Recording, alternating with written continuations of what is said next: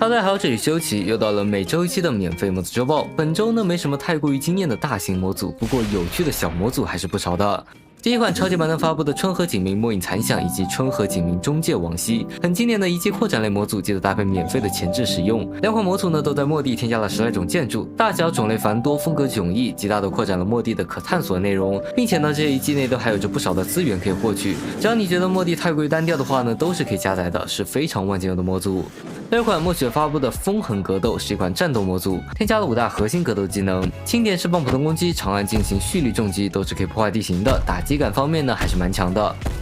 蓄力重击命中敌方单位呢，会触发强力的击飞效果，可以衔接抓取技能打出连招。抓取呢也有2种用法，点按的话呢是直接抓取近距离的生物，可以抓在手上暴走；长按的话呢可以锁定生物，松开时高速冲刺并抓取目标。再次长按呢可以将敌人远远轰飞。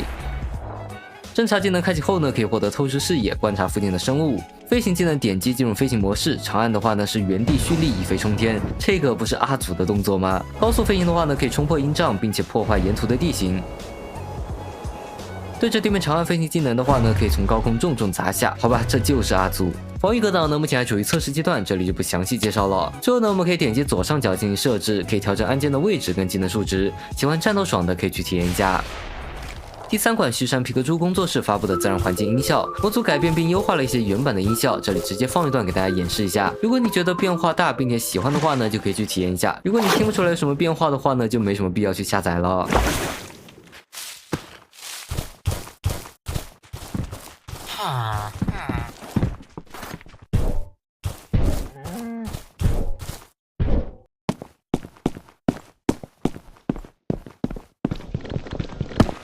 第4款马之千里发布的绿化权杖一键美化河流，这款模组相当有意思啊，添加了一个超级大的绿化权杖，你只需要在河流旁边一点就能一键完成美化。它会生成一些很自然的装饰，什么甘蔗、提灯之类的，而且一次美化的范围呢也是相当之大，非常适合懒人玩家。谁不想给雷霆火柴盒旁边来一点好看的绿化呢？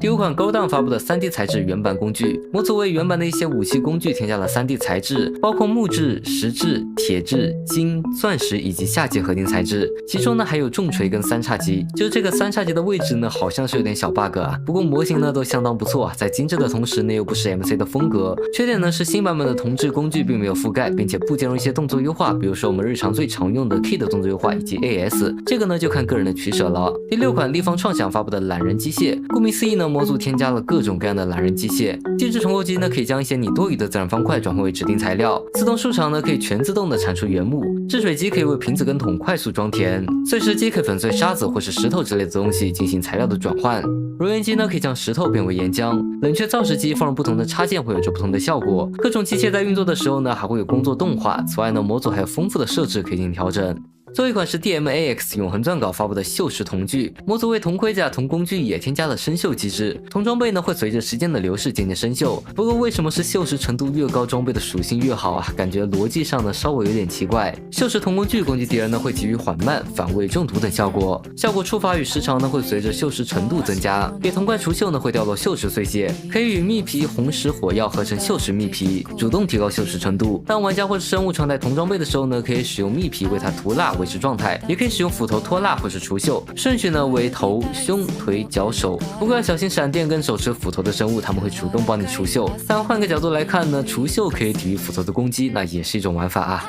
那么以上呢就是本期周报的全部内容了。如果你还想了解到更多好玩有趣的模组，别忘了关注我，我们下期再见。